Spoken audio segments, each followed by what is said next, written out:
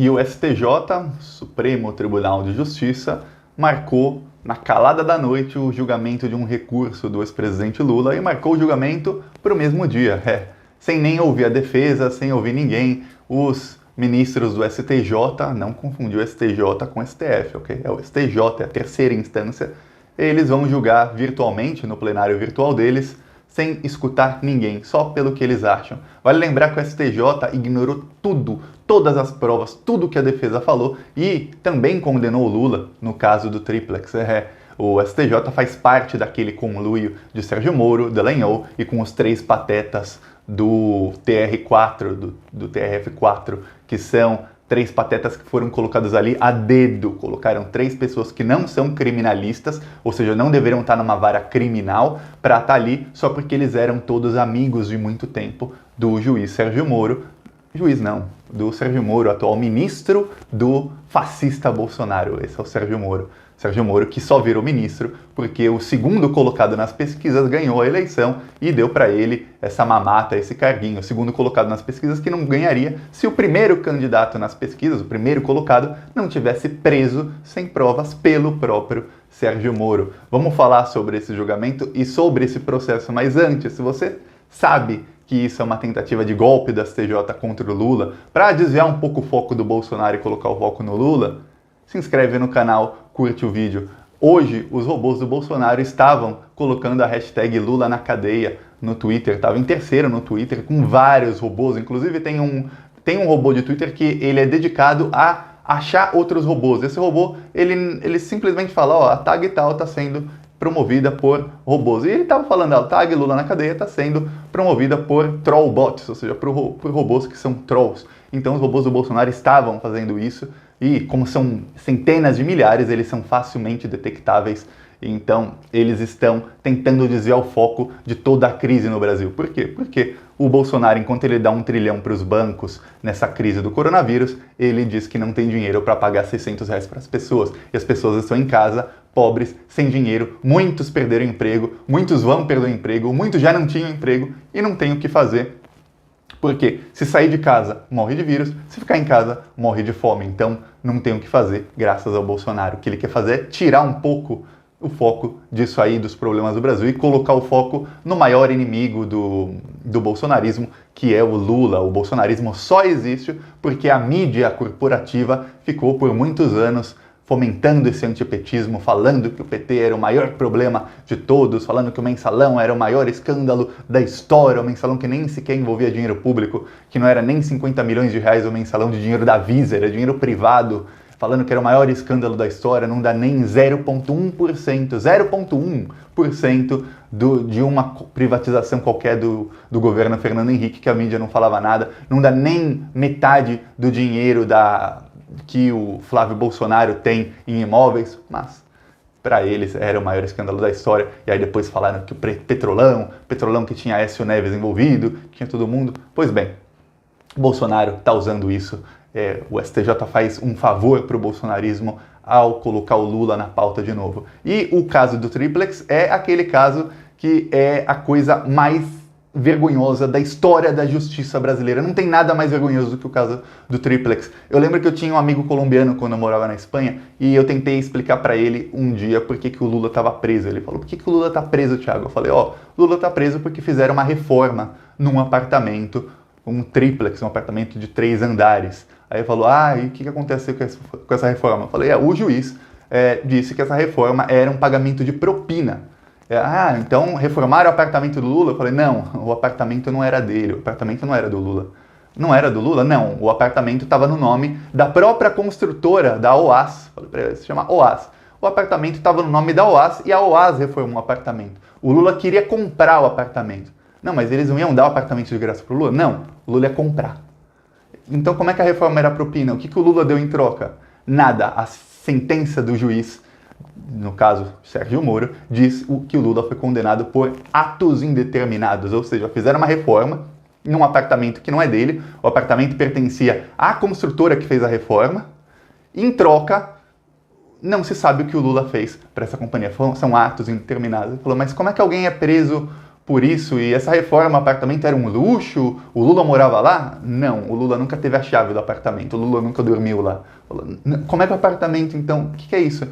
Dizem que o apartamento era dele, mas ele nunca teve a chave, ele nunca dormiu lá, o apartamento pertence à construtora que fez a reforma. E olha só, quando você explica isso até para um brasileiro, a pessoa fica, pô, mas peraí, não faz sentido. Realmente não faz sentido. E aí, quando se pergunta, mas era um luxo o apartamento? Não. Foi provado que a reforma nunca existiu. Então ele foi condenado e preso, ficou 540 dias preso. No caso, quando eu tive essa conversa com meu amigo Lula, ainda estava preso.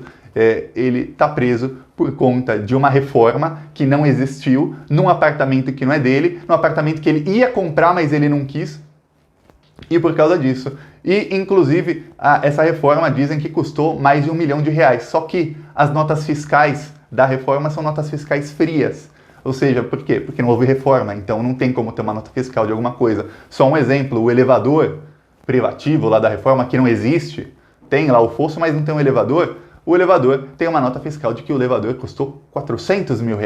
E eu, Thiago, eu mandei e-mails, logo que apareceu que o elevador custou tanto, eu mandei e-mail para umas 10 empresas que fazem elevadores em apartamentos. Um elevador custa cerca de 40 a 80 mil reais para 3 andares, de 40 a 80 mil reais. Só que as notas fiscais do triplex do Lula diziam que custou 400 mil reais. Que coisa estranha. E aí, quando eu fui investigar isso mais a fundo, eu percebi que esse elevador privativo do triplex, que dizem que é do Lula, ele veio de Curitiba. Que estranho, o apartamento é no Guarujá. Aí, para explicar para um amigo colombiano, a distância de Curitiba para o Guarujá são 17 horas de carro, ok?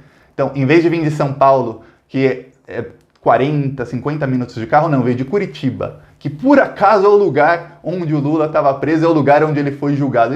Estranho. Então, de Curitiba até o Guarujá veio o tal do elevador, que nunca chegou lá, por 400 mil reais, um valor de 5 a 10 vezes mais caro que o valor de mercado. É estranho, né? E aí, quando você percebe que a empresa que vendeu esse elevador privativo, a dona da empresa é uma mulher que tem ligações com o juiz Sérgio Moro e que ela é filiada ao PSDB, que é o partido que perdeu 4 eleições para o PT, 2 para o Lula e 2 para a sucessora dele, a Dilma, aí fica tudo muito mais escancarado. E olha só, isso tudo que eu falei, essa conversa que eu tive com um amigo colombiano, isso foi em 2018, pouco antes da eleição do Bolsonaro, isso foi muito antes da Vaza Jato. Muito antes da Vaza Jato. Aí vem a Vaza Jato, prova que o processo não deveria nem ter sido julgado em Curitiba, porque o Sérgio Moro e o Dallagnol sabiam que esse processo não tinha nada a ver com a Petrobras, ou seja, só processos que têm a ver com a Petrobras eram julgados em Curitiba. Se não tinha a ver com a Petrobras, ia para a Lava Jato de São Paulo, do Rio de Janeiro. Os que tinham a ver com a Petrobras iam para Curitiba. E a Vaza Jato mostra que o Moro e o Dallagnol cometeram crime de prevaricação, que dá 1 ano de prisão, se provado, e a Vaza Jato prova isso claramente. Eles omitiram da justiça, da segunda, da terceira e até do STF, eles omitiram o fato de que eles sabiam que o caso do triplex e até o caso do sítio também não tinham nada a ver com a Petrobras. Por quê? Porque eles queriam puxar esse processo para Curitiba. Por quê? Porque senão não ia ter o Lula preso sem provas, porque na Lava Jato do Rio de Janeiro, de São Paulo, talvez os juízes fossem imparciais. Talvez não houvesse nem denúncia, talvez o procurador dissesse, mas não tem provas. Assim como o Dallagnol falou para o Sérgio Moro um dia antes daquele PowerPoint. Muita gente não sabe, aquele PowerPoint foi quando o Dallagnol resolveu apresentar a denúncia. O Dallagnol falou, vou apresentar a denúncia, quer dizer, o procurador investigou por alguns anos, na teoria o procurador encontra provas e apresenta a denúncia. O Dallagnol não encontrou prova nenhuma, a Vaza Jato mostra que ele teve uma conversa com o Moro um dia antes, falando, eu não estou confiante aí, é melhor a gente adiar o apresentamento da denúncia, a apresentação da denúncia. E o Sérgio Moro falou, não adia não, apresenta lá, vai fundo. Ou seja, o procurador, a acusação falando com o juiz, e o juiz falando, vai fundo que eu garanto, ou seja, não precisa das provas. E aí o Dallagnol fez aquele PowerPoint, tudo mais. Ou seja, primeiro, eles sabiam que o processo não deveria estar em Curitiba, deveria estar em São Paulo. E segundo, eles sabiam, os dois, que não havia provas, que não havia nenhum indício de que aquilo representava uma propina. Até porque o Lula nunca dormiu no apartamento, ele nunca teve a chave do apartamento, ele nunca teve a intenção de comprar. Não era de ganhar o apartamento, não, de comprar o apartamento. Ele foi, visitou o apartamento, não gostou e falou, não quero, fim. E aí a OAS fez uma reforma fez porque quis, num apartamento que era da própria OAS e que a OAS poderia vender o apartamento.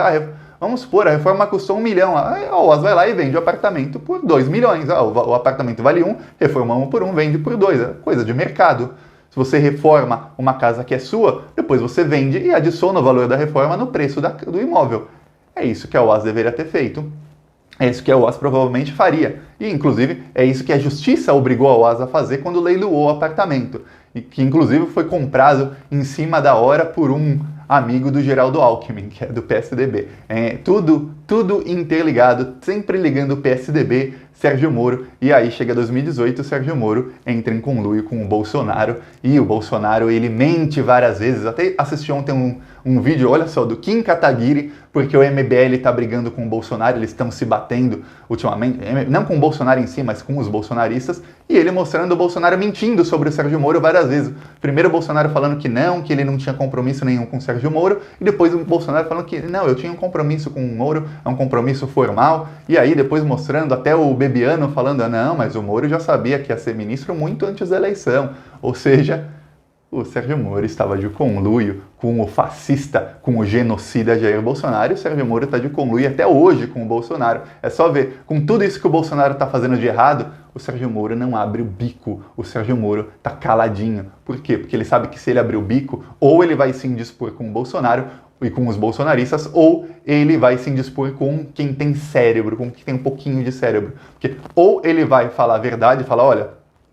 que o que o Bolsonaro está fazendo é ridículo, o que o Bolsonaro está fazendo vai matar milhares de pessoas, e aí o chefe dele vai demiti-lo, os bolsonaristas vão atacá-lo, ou ele fala, não, estou com o Bolsonaro está correto, e aí qualquer pessoa que tem um mínimo de cérebro vai falar, pô, mas o Sérgio Moro não é o tal do herói, hein? O Sérgio Moro é só mais um fascistinha. E essa é a minha opinião, o Sérgio Moro é só mais um fascistinha. Então o STJ vai tentar tirar o foco do que o Bolsonaro faz para colocar o foco no Lula nos próximos dias. E eu não tenho dúvidas de qual vai ser o resultado desse julgamento, porque a justiça no Brasil já provou que a Vaza Jato, para eles, não valem nada. Muita gente culpa o Glenn Greenwald, o Glenn não tem culpa.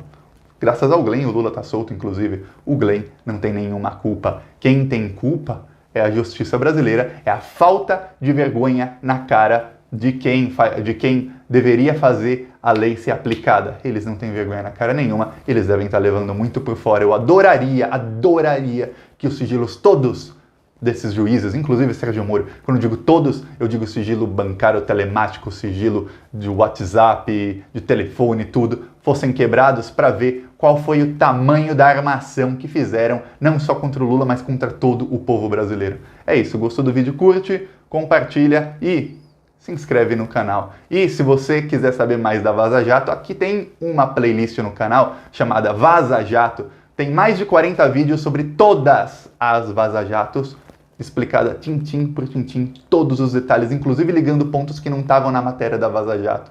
Então a Vaza Jato falava de uma coisa, eu ia lá, eu fazia uma pesquisa e eu buscava coisa de muito que não tinha nada a ver com a matéria e eu conseguia ligar os pontos. Então tem vários vídeos aqui no canal sobre isso e são, minha opinião, são os melhores vídeos que foram produzidos aqui no canal. Então, é isso. Curte, compartilha e se inscreve.